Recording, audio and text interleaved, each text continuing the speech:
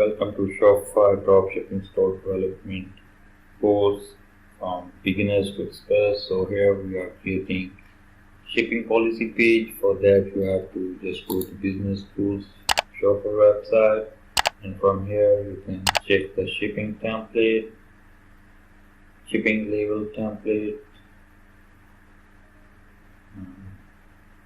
You will be looking for shipping policy.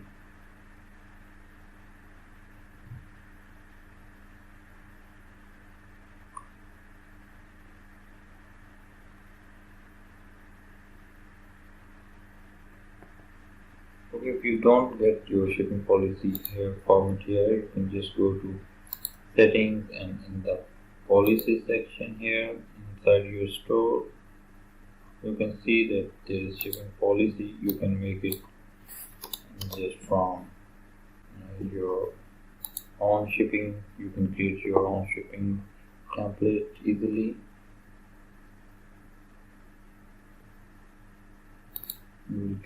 This will be a shipping label, right? So you can have your shipping labels like how it should be, and